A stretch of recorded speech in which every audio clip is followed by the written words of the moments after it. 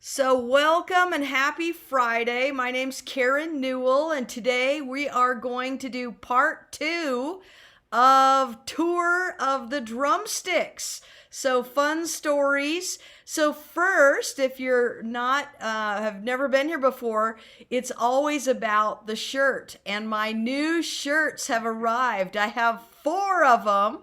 So, the next 4 weeks, it'll be a surprise. I have to stand up and show you what is on this shirt. So Oh, you all know I like drums and I like cats. And this one looks a lot like my Beamer. Hopefully you can see this. Oh, here he is. Well, that's Kamikaze's coming in. Come on in. So Beamer is gray and he's playing the guitar here. And this one, where is it? This one over here is Kamikaze, and she's right here, and she's playing drums. And so I just thought this was oh, that's cool. a great shirt. So we have to start with that. The second thing we have to do is see what our teddy bear is wearing.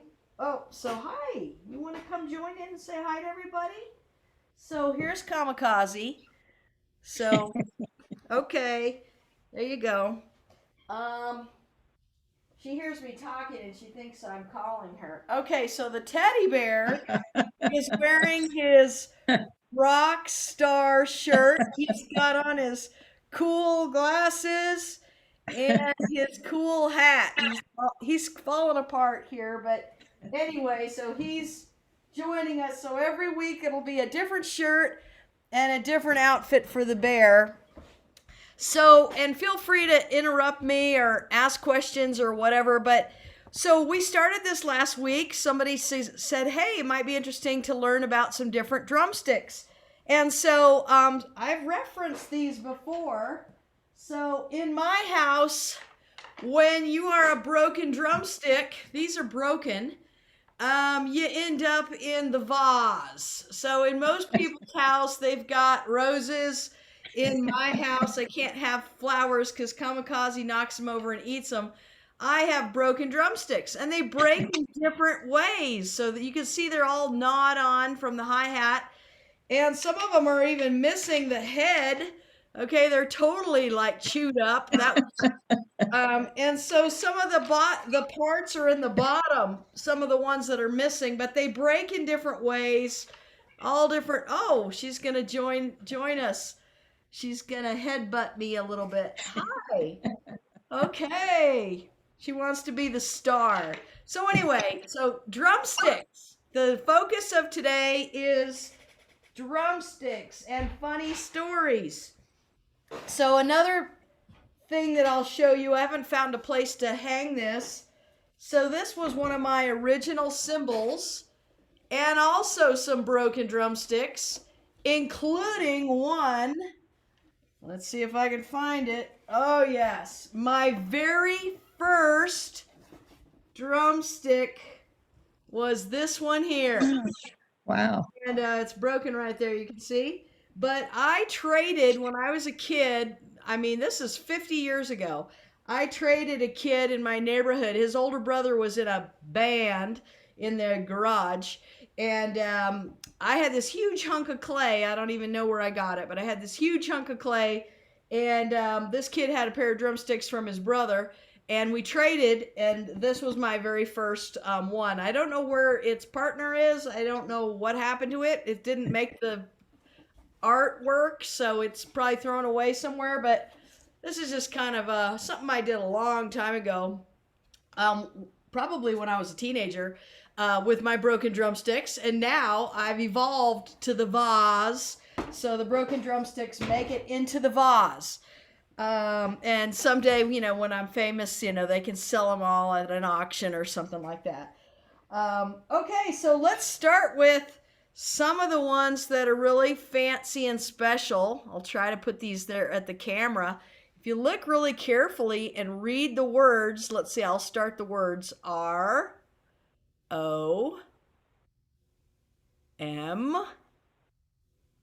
Rome. So this Oh, one was from the Hard Rock Cafe in Rome, and I've never played it. If you look really carefully at the bottom, you can see the logo Hard Rock. Hopefully you can see this. So anyway, it's not a bad drumstick. I've played it on a pad, but I don't play it on my drum set because I don't want to chew it up, and it used to be hanging on the wall. So anyway, here's Rome, not to be outdone by so here's another one that looks similar. Let's see if I can do the same thing if you can see the words. They don't really have them on here all that great. Let's see. The word starts right there. Yeah, it's a little dark. Well, I'll just tell you. This one's Barcelona. Same thing. It's from the Hard Rock Cafe, and it's just got this really fancy artwork, and it's got like the famous church from Barcelona, and it's got all the different landmarks. So anyway, a Barcelona drumstick from Hard Rock. So let's get into some others that are kind of unique. Check this one out. So I always liked these little twist ties because they help my drumsticks stay together. So these are light up drumsticks, okay? And they've got a little battery back here. They're kind of wonky. I would never play these on my cymbals because this hard plastic you could just really beat your cymbals up, and they're a toy really, but they're kind of fun. I've played them before on a pad in the dark in a show. They don't feel like normal drumsticks. Anyway, but they're cool. They do light up and they look neat in the dark. So those are some light up drumsticks. And okay, so here's some other famous ones. These are called puffies. So these were used when I was in the Troopers Drum and Bugle Corps, and these were used on tenors, and they're really soft. They don't even make puffies anymore. But anyway, and they're shorter. They're a lot shorter than a normal drumstick. So these are called puffies, and these used to be on my wall too. So I just don't have any room, as you can see on my wall, to put anything. So, but here's some puffies. They're kind of cool. What are the puffies for? Well, I mean, how do they sound different? Yeah, so they sound soft. They sound, I've actually got a set of tenors over here I could probably demonstrate. But, normally a stick that's wooden is going to have a very articulate sound. And puffies are a little like playing with a marshmallow or playing with a cotton, just they're softer. And so they would be used like on a quiet part of the song. And so they have just much more of I guess just soft. Puffy is a good term because it sort of sounds puffy. It doesn't sound distinct and articulate. It's a little mushy and softer and quieter. So yeah, that's what the puffies are for. Here's some other kind of unique ones. We'll do a couple of unique ones and then we'll go back to some others.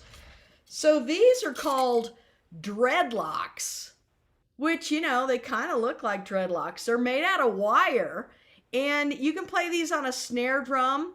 You can play them on a cymbal, but again, I worry about metal on metal, scratching and things like that. But these just have a very characteristic, I'll just kind of play on my desk. So, they're wire. So, I probably wouldn't play them on a drum set, but these are kind of like special effects that you'd play like marching in. They make a great choo-choo, So anyway, dreadlocks, kind of cool. Not to be outdone by the plastic version. These are called rock rakes, and they're plastic, and they have that same kind of thing, the same kind of sound. Kind of soft. These I would play on a drum set. On a cymbal, because they're plastic. You can scrape the cymbal to make like a nice sound. Special effects. They're just kind of fun, different, why not? So you can do some fun with these little plastic. And they have different sizes. The fan is bigger or smaller. Okay, a couple of others. These are tenor sticks. These are quite a bit longer than a normal drumstick. They're a little bit fatter, and these happen to have a little plastic head. So these are kind of like the modern version of the tenor stick. Those puffies were like an older version, and you could kind of see I actually preferred the older version, but look at the size difference, the height difference. So I like a shorter stick. I have a smaller hand. I like a lighter stick. These are really made for big hands, and a lot of times I would saw off the behind part just so that I look like everybody else, but that my stick's not so big. It's just these are like baseball bats, and you just can't play quite as I can't play as fast as I can if I have a shorter stick and a little bit of a smaller stick. So anyway, but these are kind of the current state of the art. Everybody's playing with these tenor sticks.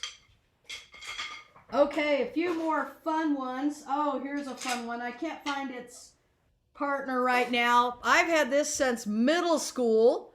It's aluminum. So this is metal. This is plastic on the end here. And this is aluminum. And they're actually hollow. I think you can see all the way in there. They're super light. These were really popular when I was about a 7th grader or an 8th grader. Again, I've not used these too much on my drum set. They're super light. It's like playing with nothing. They were just kind of a fad that kind of came out. And they're just kind of cool. I even got my initials engraved on here. But yeah, I remember these were like so cool in junior high. But like, I don't play with these anymore. I just kept them because I have fond memories of when I first got them, and drummers like to keep their sticks in their back pocket. So I'd go around all day at school with these in my back pocket, So anyway, they're for show, pretty much. Some others that are kind of fun. These are some hot sticks that I've rigified. I've tried not to play these painted sticks too much on a drum set because they chip. I do have a few nicks in these. They're great for practice pad again, so hot sticks. These are 2Bs. They've got a black nylon tip. Let's see, CSU, my alma mater, green and gold. These were used. You can see they're chewed up pretty well. These were painted, and so these little white flecks get all over everything. But these were made for pep band and marching band and in the stands, so they're kind of big. I actually like these sticks a lot. These were some of my favorite ones. Okay, some others that I've never played that are just fun to have. The glitter sticks, they're pretty, but again, if you use these on a drum set, you're gonna chew these up. You're gonna get little glitter in your eye. There's nothing worse. Right now I'm doing a garage sale. I hate the bins that have the glitter in them. It's like anything with glitter needs to like be banned because it ends up everywhere. Like somebody sends you a card in the mail, it's got glitter. You find it 3 rooms away. It's like, how does that happen?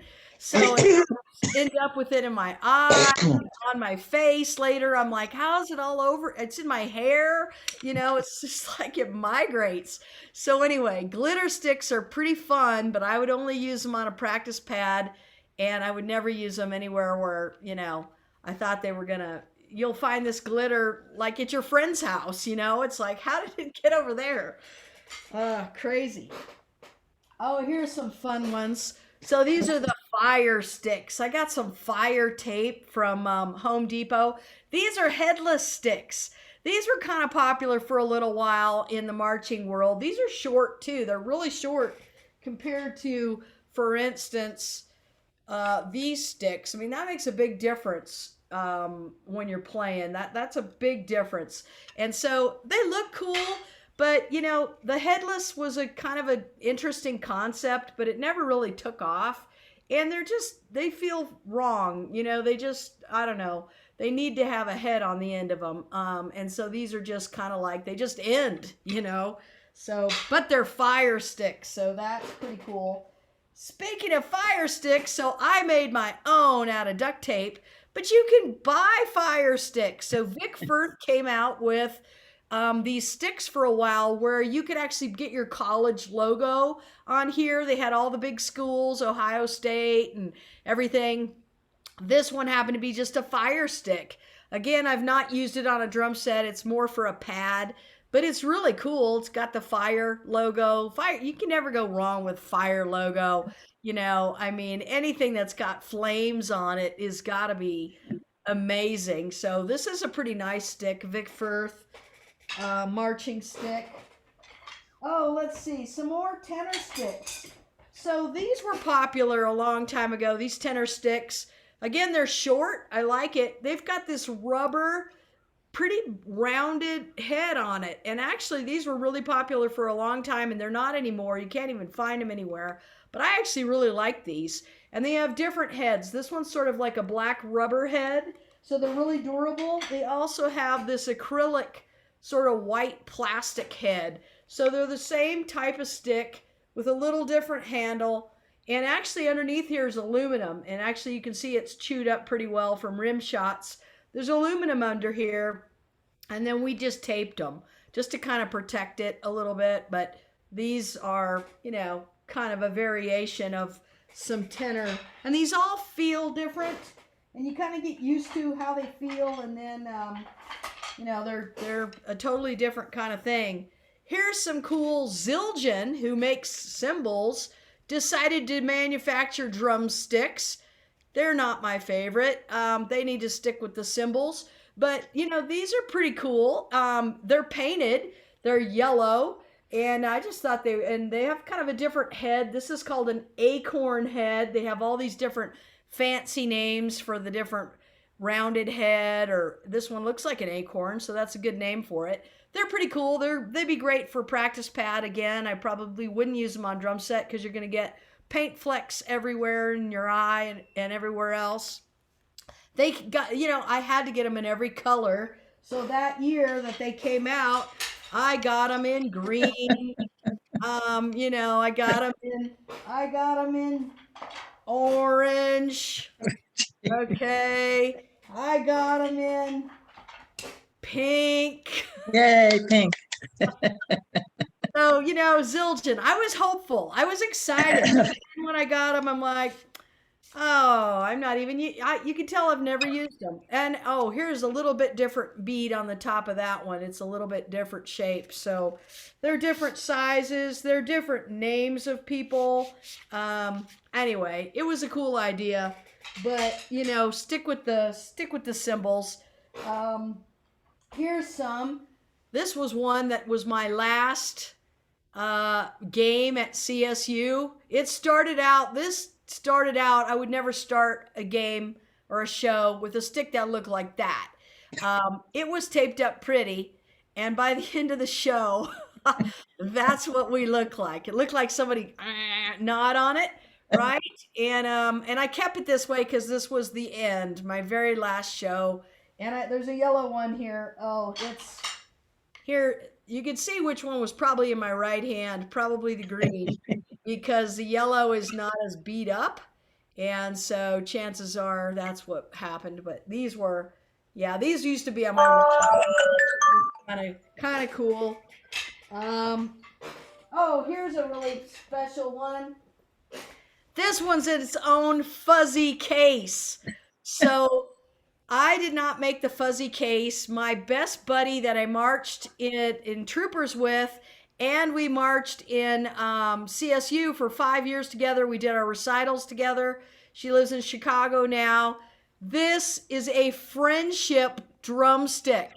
So what that means is I have one drumstick and she's got the other drumstick. I don't know if she still has it.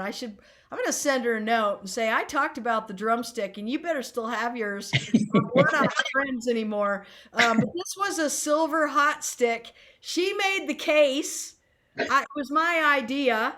And so I bought the stick. I gave her one, and then she made the case and gave it back to me.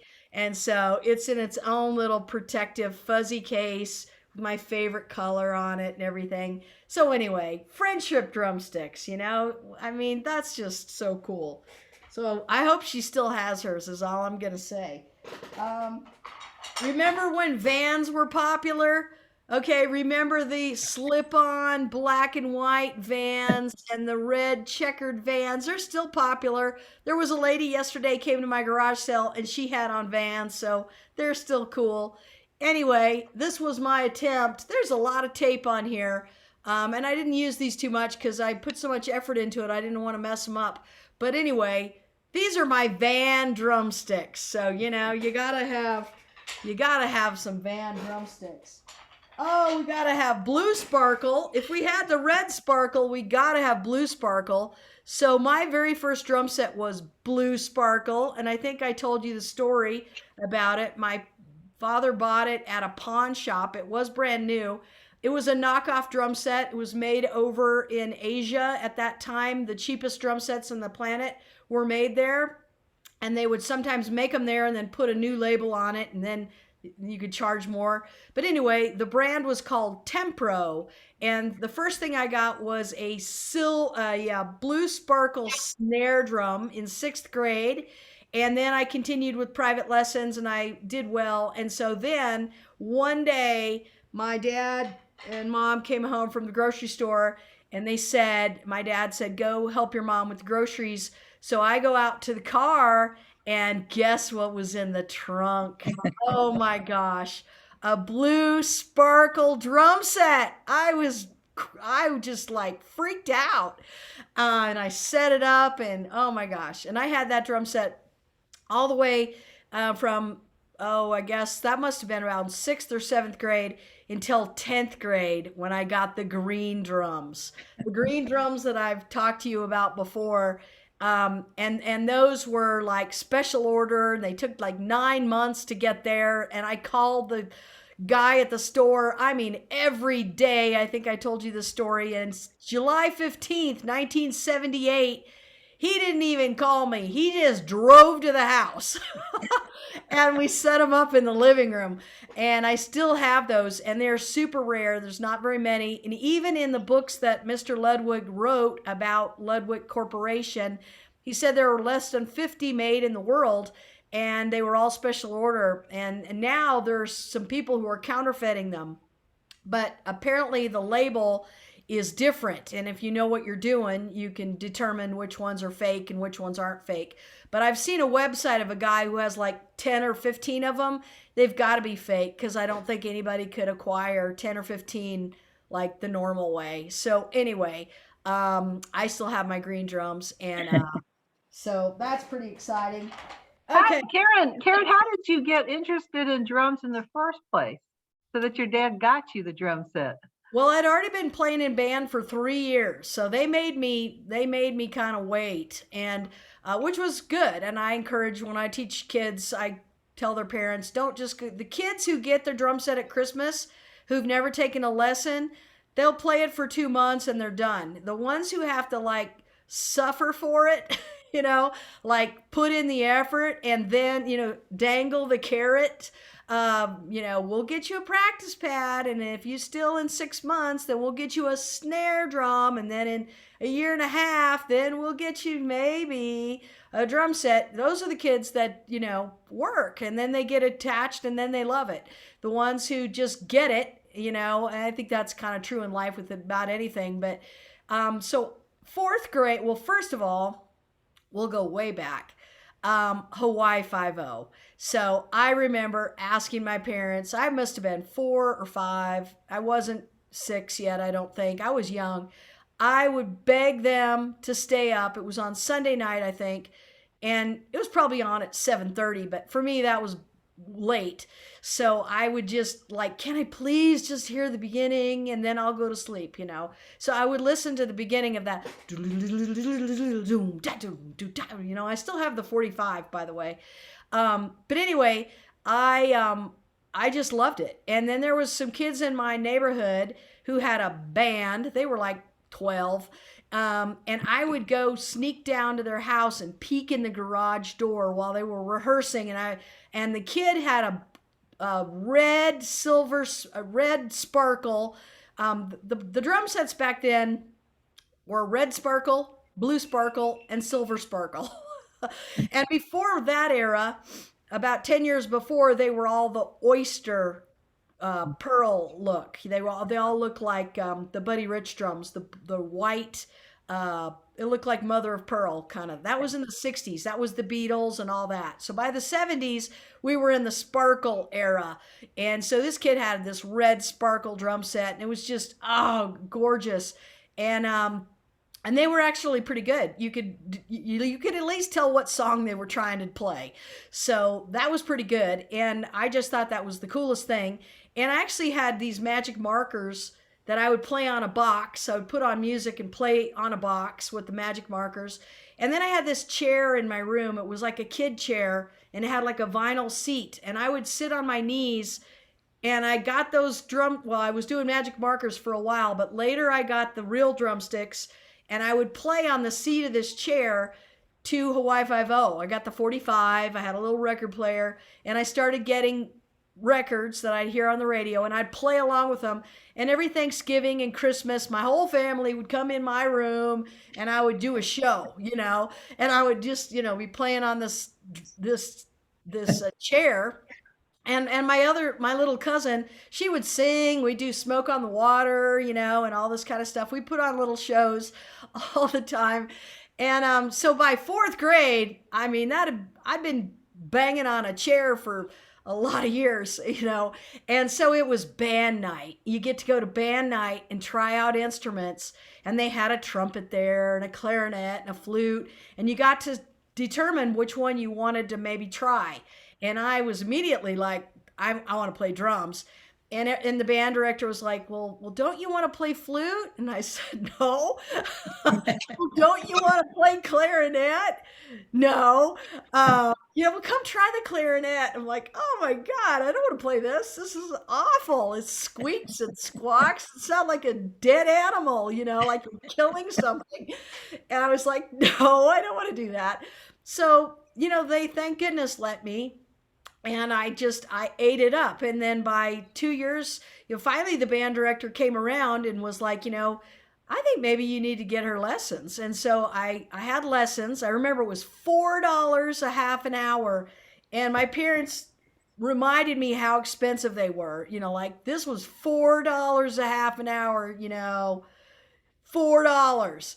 And so I was, that was a lot of money back then, Now it's like 40 or 60 a half hour, whatever.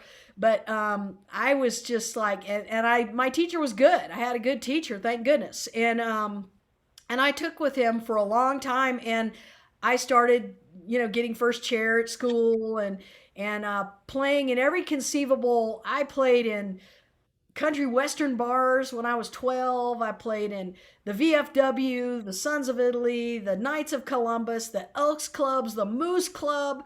You name the club, I was there. And at Christmas time, I would play Feliz Navidad. That was my song.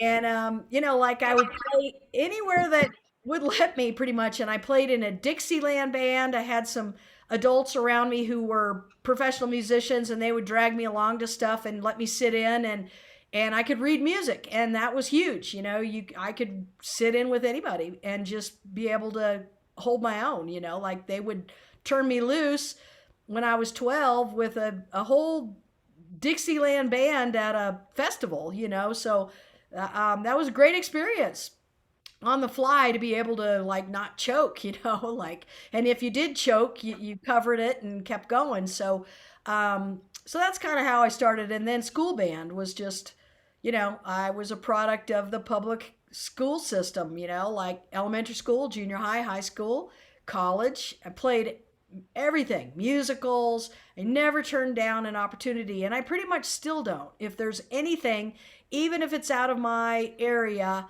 it's a challenge for me to like, okay, this isn't my thing, but can I make this work? And you can always learn, and you can always take that and apply it to something else. And I think a lot of people who don't do that, who are just like, oh, I'm only going to play this, or, you don't get, you got to hustle. If you're going to be a musician, you got to hustle. You got to play at church. You got to teach, you got to write, you got to do everything. And if you are just want to do your own little tiny little piece, It's not going to happen for you. So, and I did it for the love of it. I mean, it was never, ever, and never has been about money or anything like that. And I'm glad that I had a second career so that I didn't have to make it not fun. It was always extra. It was always the icing, that I would have done for free, but it was nice to get a little extra. And I would always take the money and put it back into buying stuff for the group that I was working with, or equipment, or software, or learning something new, so it was kind of a cycle that just kind of kept going, and here I am. I'm still doing it. So that's kind of a long story, but kind of interesting. And now it's cool because if you look at any commercial, there's a girl drummer. I'm like, well, where were they when I was a kid? Right. I had to like fight and claw my way, and thank goodness I have to say my parents supported me along the way. And, I know it's not easy living with a drummer. I would come upstairs and, I talk to my mom now about it when I'm practicing, and I said, did it ever bother you? And she goes, no, you sounded good for one. And, we never had told you to practice. That's for sure. In fact, we'd kind of wish you'd stop sometimes, And my dad would always joke. I'd come up to eat dinner and he'd say, do you know the song Far, Far Away? And I said, no. He goes, well, I just hope you learn that song and you play Far, Far Away. So, they were good sports, thankfully, because otherwise it would have just killed my soul. This is like what I was supposed to do. And so, it's always good to encourage kids, even if it's, the most random thing. Because you just don't know if that's their thing. And if they would have killed my thing, golly, I don't know how my life would have been. So thank goodness they didn't kill my thing, and they could have easily done it because back then it was not cool to be a girl drummer. It was very not cool. And I think I've told you, I had my hair lit on fire before. And, the same boys that tortured me as a seventh grader when I was first chair and they were ninth graders, that's also not cool. When you're a ninth grade boy and you're the coolest kid in school and some little pipsqueak comes in now you're not first chair anymore, you're gonna pay. Band directors don't know what's going on, even in their 10 feet away from where they are. So I'd be playing and I smell smoke and realize it's me, like I had really long hair. Because back then, they carried Bic lighters, and that was always really, you were allowed to have weapons in school and stuff. And so they would light my hair on fire to see if I would stop playing, and I would just keep going, try to put it out. And those same boys became my best friends by the time, because the same thing happened in high school. I came in as a 10th grader, and so by then they would like come over and be like, Karen, how do you play this? And so they became my buddies, and then they protected me. I had my gang. So, but anyway, so here are some sticks. These are ancient. These are wood. These would beat the heck out of the drums. Nowadays you probably wouldn't want to play these, but these are tenor sticks, just another variation. And sometimes we would actually take a little bit of moleskin. You can see these have had moleskin, which is like the stuff you put on a callus on your foot. We would buy sheets of it and cut it and then put it had sticky on it, and you could put it around just to soften the sound, because when you hit the drum, wood is pretty harsh, and then we would just soften it a little bit. So little tricks like that. Those are kind of cool sticks. Gosh, I still have more. Let's see. What other cool ones do I have? Oh, these were kind of cool at one time. So these actually have a little plastic, they look like normal sticks, but down here, the thing is missing. There was this little metal twisty thing, and inside of here was a battery, and you can't get in there to replace the battery. So whoever manufactured this, it was a good idea, but like, what happens once the battery dies? Well, your sticks aren't any good. But what you would do is you would twist this thing, and it would push the battery in, and it would engage with something in there, and this would light up. And I think it was red, or I can't remember if it was red or blue. But these were the first light up sticks that I ever had.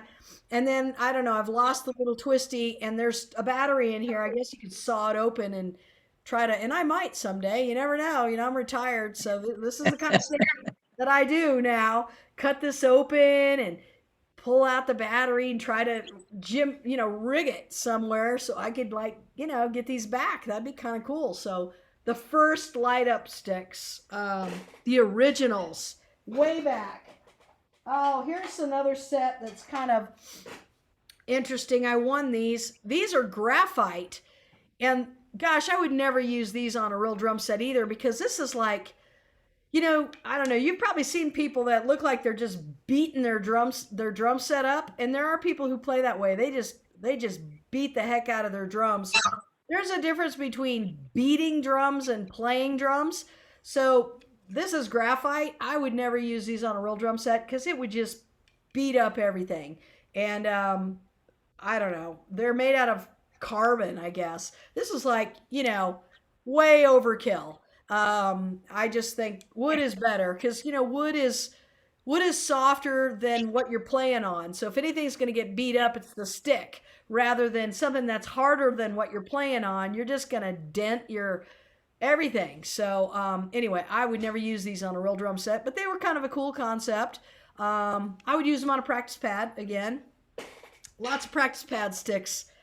How about these? These are for African drumming. They don't have a head. They're short. They're really big and wide, but they're super light. And these are used on cow skin on like the Danoons that I used to bring in and play when we had our live classes. So these are kind of cool. Got all these different sizes, and these are, I'm not sure what kind of wood. These are like, I think handmade. There's no logo on it.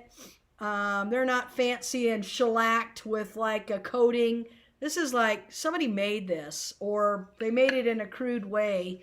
So those are kind of interesting. Oh gosh, a couple more that are kind of interesting. Look at this little baby stick. They started making sticks for little kids. So this is like a kid stick, and I've painted it fluorescent orange. And so this was under a black light for one of my little students who, when we performed in the black light, they were a tiny person. And so I, made them their own little stick. I spray painted it so that they could participate. Couple of other interesting ones. This is kind of fun to go back memory lane. Okay, so here's what I just played this year with the Troopers Legacy Corps. So these are a tenor stick. They're way longer than I like. Got a huge head made out of wood. And then they got this rubber tip on the back, so we could turn our sticks over at one point and play with the rubber. And that's kind of like today's version of the puffy, And of course, these were starting to splinter, and they were digging in. I was getting splinters in my hand.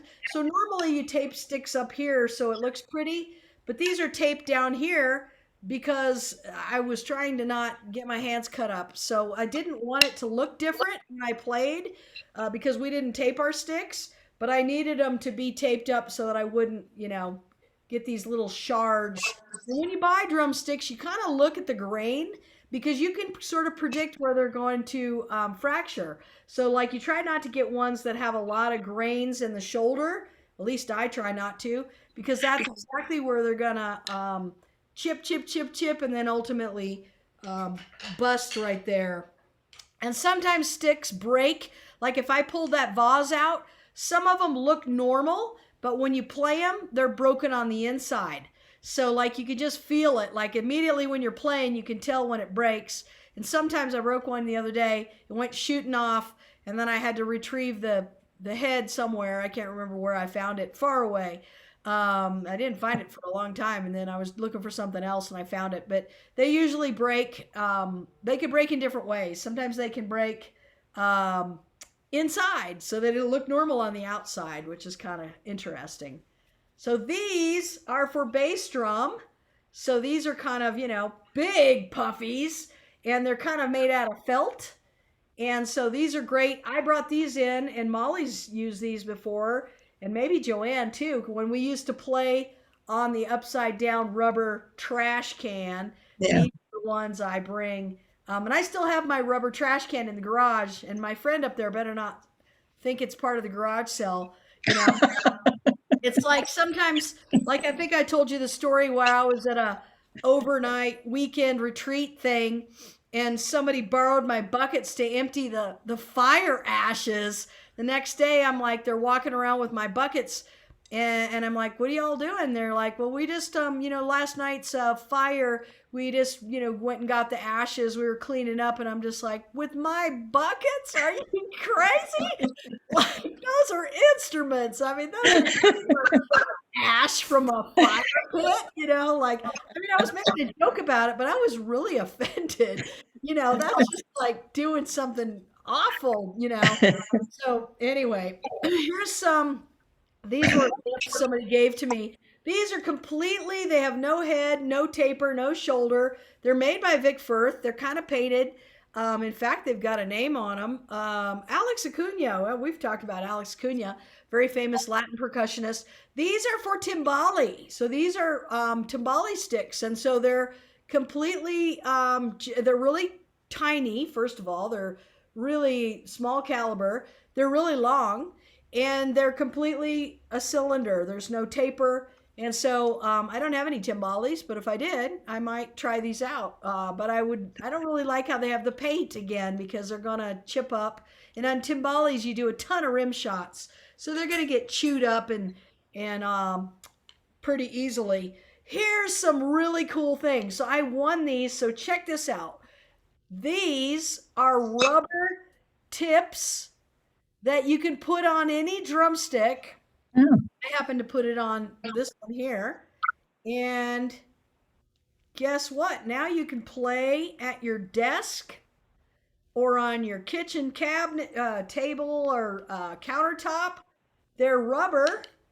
And so it's like, instead of having a practice pad with a hard stick, somebody decided, let's just put the rubber here, and you can play on the hard thing. You can play on your kitchen counter. You can play on your dashboard, whatever you want. You're not going to hurt anything. And you can just pop these off, and you got your sticks back. So this is cool. I just got these. I won them. And I mean, some of these contests, I get some great stuff, just to try out, that I wouldn't have even thought about, because I would have probably saw this and been like, oh, that's nah. But then I got them, and I'm like, these are cool. I love these things. And I got 2 sets of them. So, and they're easy, and they're probably cheap. You could just, you get them in an instrument store, or? I will actually, I'm going to write it down and send you all a link, because I think these would be really cool for you all to get some just normal drumsticks, and get some of these. And you can play on a countertop in your kitchen is perfect, because it's the right height, and you can't hurt anything. And they're not noisy, really. Not too bad. So somebody's texting me. Okay, so I will send these to you. Yeah. That would be a good option. A really good option. Let's see. And then of course there's the hot stick or hot rods. These are store-bought ones. Gosh, look at these store-bought ones. Have I utilized those or what? They're chewed up. And these, I've made my own that you all have played with. These feel a lot better than the ones I made. These just have a better feel to them. But I think for beginners, they don't know the difference. But for me, I prefer these. That's why I still keep these, and I don't play with my newer ones. I probably should invest in another set of these, because they're pretty much, I can't remember how many they're supposed to have, but this one's missing probably 10 of its bundle. So, and I've got probably 3 or 4 of these that are beat up, and these are great. And I think I've told you before, I've played on a motorhome, pontoon, cabin stove, an entire church, pews and all, and people, walls, I love these are hot rods. I call them hot sticks, but they're actually, that's a brand name, hot rod.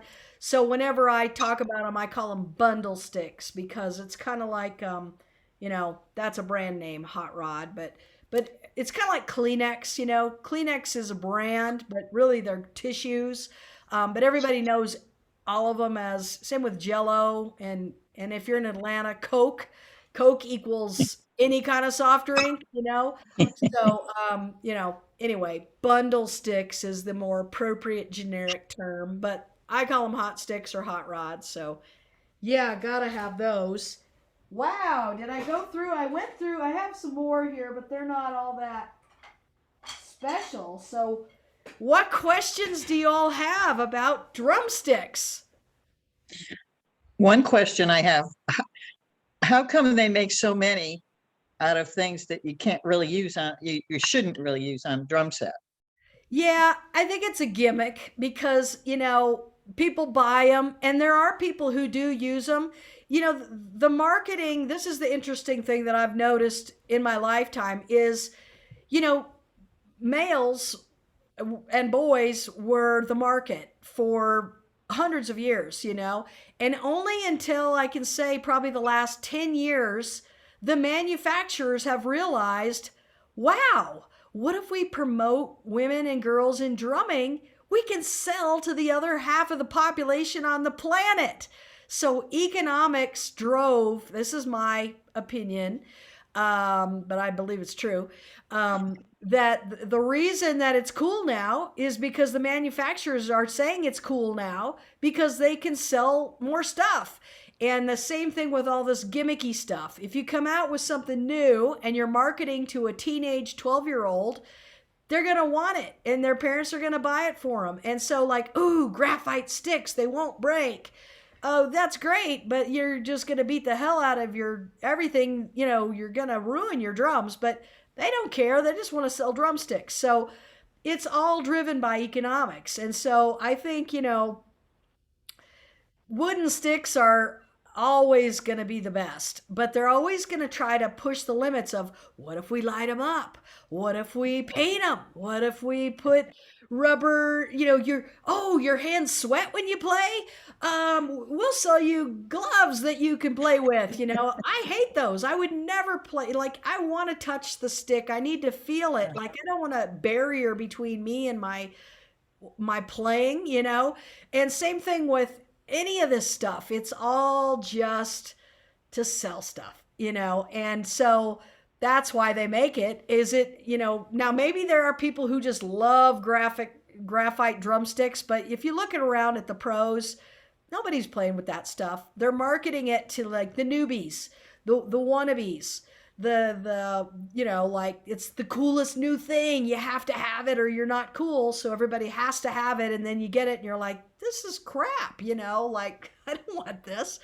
And it's like with anything, so that's my opinion, but I believe that that's really true because, and it's also gotten kind of crazy lately because everybody's got their own name on their drumstick. And if you kind of look at the specs, and you can go to Vic Firth and spend hours looking at it, like this person's drumstick and this person's drumstick is 2 millimeters shorter and like 1 millimeter thicker. It's like, come on, really? Do you think it's just to sell? Because, hey, if so-and-so's name's on that and I like so-and-so and I buy that, I'm going to play like them, like that's so everybody wants, I played the same drumstick since I was, that very first one wasn't the one. I don't even know what brand it was. It probably wasn't a brand. We didn't have brands back then. There was no logo or anything. Vic Firth really brought the drumstick into its own thing. And I think other companies didn't capitalize on that, but Vic Firth really, really did it well and marketed it. But it's almost silly now because there's so many choices and a lot of them are pretty much exactly the same, but maybe somebody's name is on it. There are a few that, like, I'm going to point, I didn't show you the ones that I use all the time because they're not in the drawer. They're out and about. So here's some of my favorites. I love this stick here. This is my favorite Vic Firth. It is painted. You can see it gets chewed up. I like it mostly for practice pad, and this is just doing rims. This is an SD1 Junior. It's really meant for probably little kids, but they need to start marketing to women, because if they want to sell to women, then you can't sell them a baseball bat. It's like a golf club. Women's clubs are different than men's. Men are taller, men are bigger for the majority of the time. And so, women have smaller hands. Yeah. And so I like a smaller stick, but I don't want a wimpy stick. I don't want just a tiny little 7A. I want something that's, and it's light. So this is my favorite stick for practice pad. And I also like the Vic Firth SD1 General. This has got kind of a different head on it. I like this for snare and tenor playing, even though I wouldn't use them on a real tenor, just tenor pads. I really like these a lot. And then, of course, my favorites are the ones that I can't find anymore, that are my Regal tips. I'll just pull one out of the brokens because most of them are. Here's kind of an interesting thing. I've been with Regal tips so long that this one is in green. Let's see the writing. Let me find the writing. The writing is in green, and they got a little dude here. You can see there's a little person. I was with Regal tips so long that I've seen their logo change. Here's another logo that's doesn't have the little dude, and it's black. I have to go grab my picture. This is a perfect time. I just found the picture of Joe Coleto, who is the company president. I think he's about 100 now. Anyway, I've been with them so long that I've seen their logo, and I didn't even realize this until I was looking through here, probably changed 5 or 6 or 7 times. So I've got some of the original logos, and I've got some of the more modern logos. Let me run really quick because I have a really cool picture to show you all. I'll be right back. In the meantime, I have modified my drum set. I'll have to do a tour of my drum set because I've added my rototoms on. I went and dug out some of my cymbals that were in a bag, and I put a whole bunch of them on. I think I've got 11 of them. And I've been playing my acoustic drums more now. And maybe we'll have to do some, I'll send you a picture of my new setup that I've been experimenting with. I was just like, I got all this stuff in bags. Let's just put it all out there and have some fun with it. So, but I'll be right back. I want to show you a cool picture. So in the meantime, you could just ooh and ah over that. That's my thing first. Okay.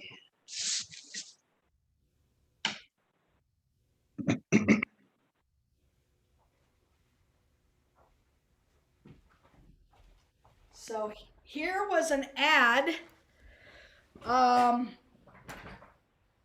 Let's see. This was when Regal Tip was trying to promote this stick where on the nylon, he's really known, Joe Coleto was known for the Regal Tip, the nylon tip, which I love. And he decided at one point, this was maybe 15 years ago, to come up with this kind of funky looking tip, and it was supposed to be this new sound, right? Everything's got to be new and different. I actually tried them. I don't think I have any of them. I didn't like them. They weren't popular. But I was at a conference and I saw him. He spells my name. Hi, Karen, Karin, and then, I don't know, scribble. And then his autograph, Joe Coleto. Okay, and then I got my picture taken with him. And that was probably in 2003, 4, 5, somewhere in there. But he's still alive. And he started this company, but they're sort of dying, I believe. And it's sad because I'm going to have to, I don't like